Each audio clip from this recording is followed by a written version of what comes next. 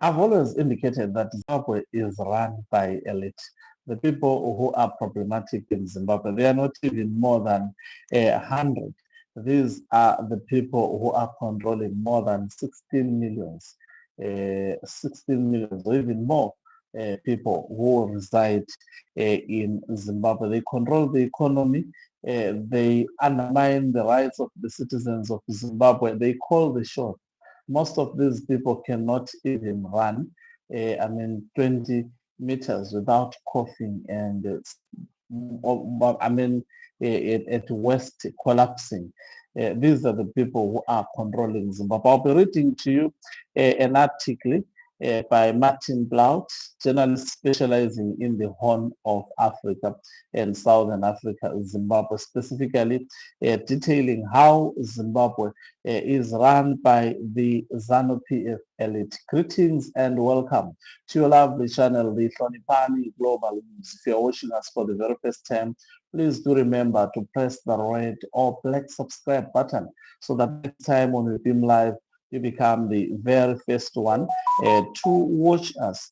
So Zimbabwe's wealth elite gathered at a polo club to celebrate a wedding, showcasing the country's new parade of wealth and influence under President Emerson Mnangagwa. The government has abolished the presidential vote and amended the law to extend Mnangagwa's term by 2 years, a move that has been criticized as the beginning of a one-party state and an authoritarian party state.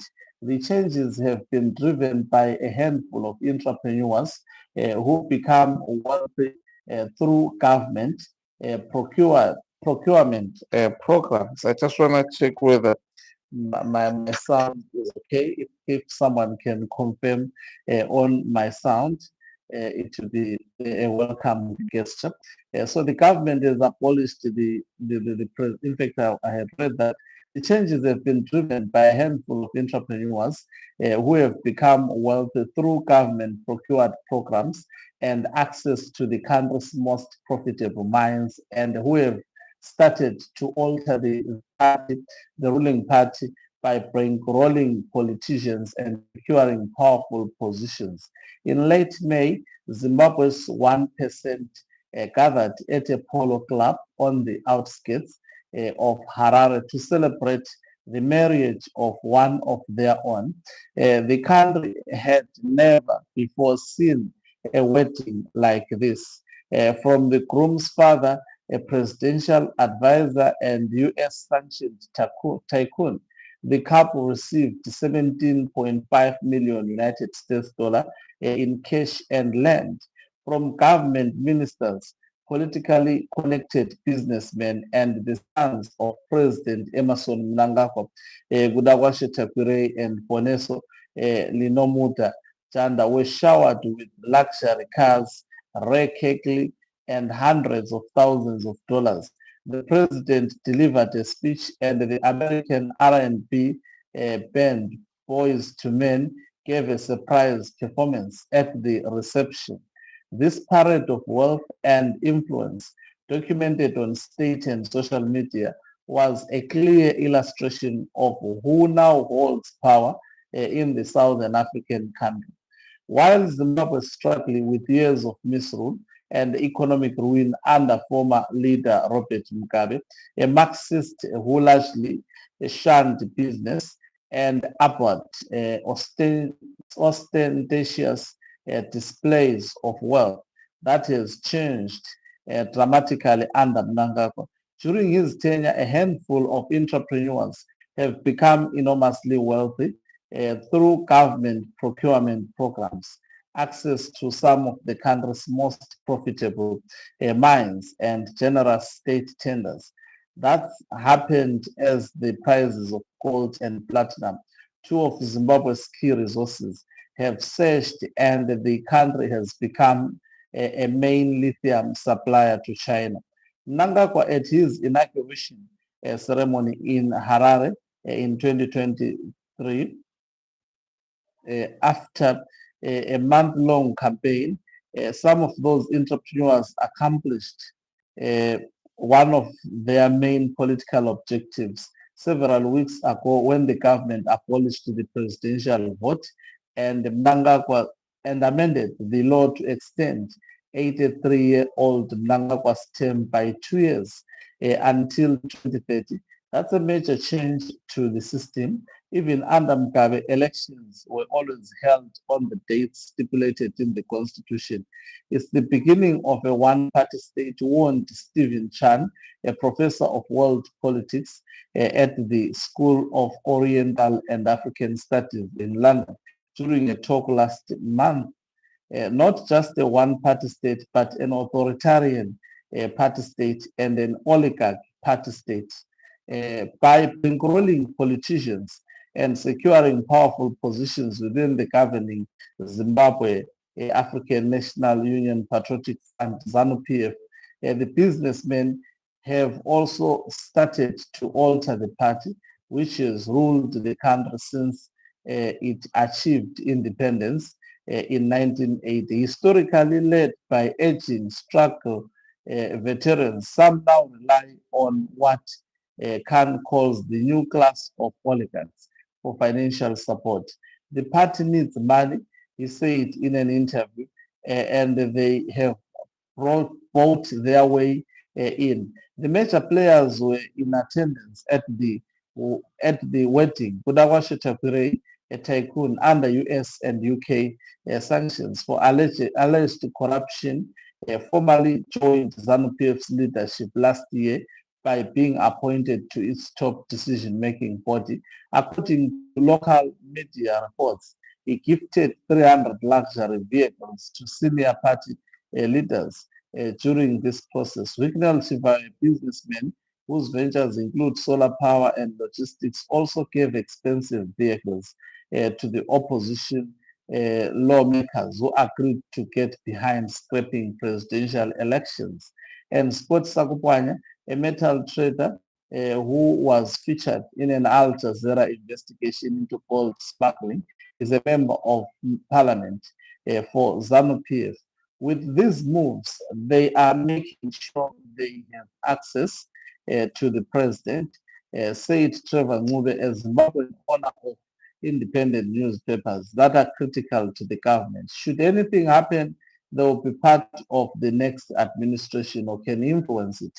Takurei, Sakupwanya, and Chivayo did not answer multiple phone calls or reply to text messages seeking comment. The men have all publicly rejected allegations of corruption, describing them as politically motivated.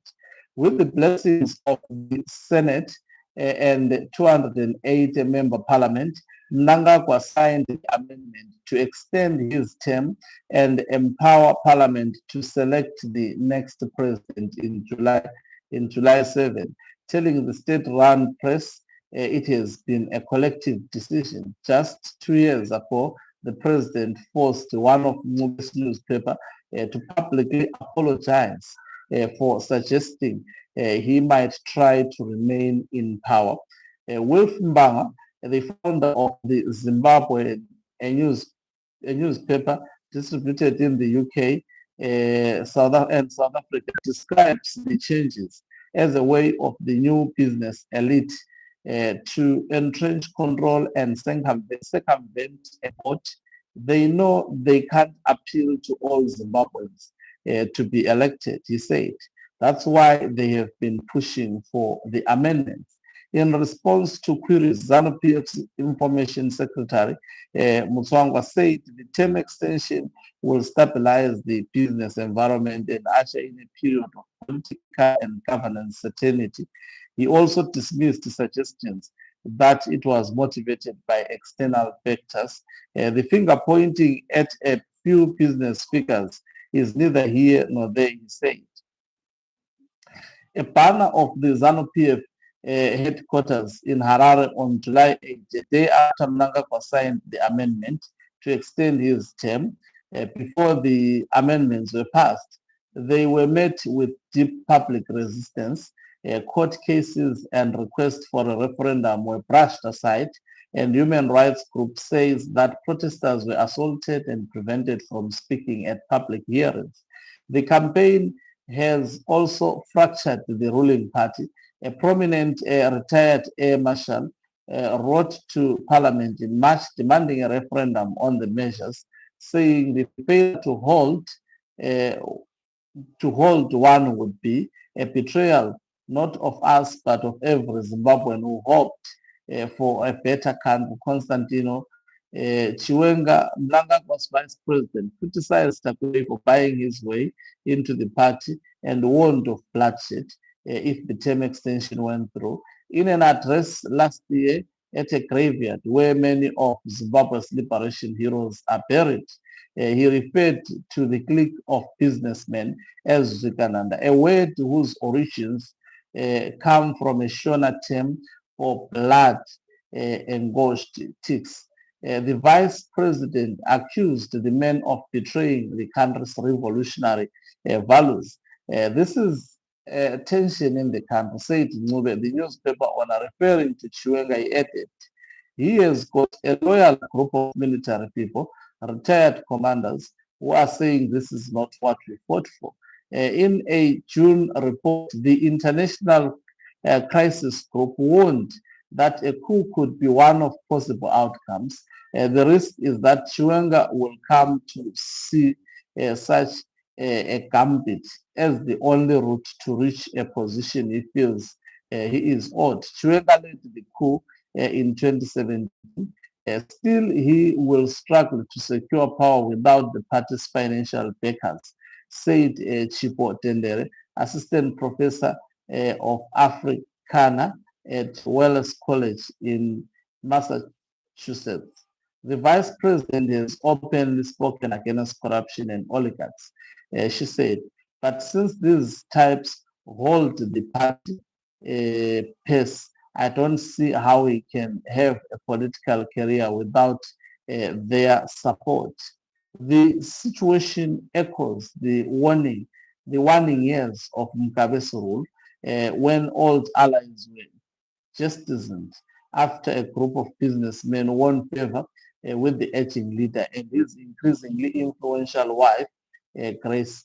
Mugabe removed Mnangagwa from his post as vice president in November 2017, and a coup followed a week later. So this is the story that I thought you deserve to hear it.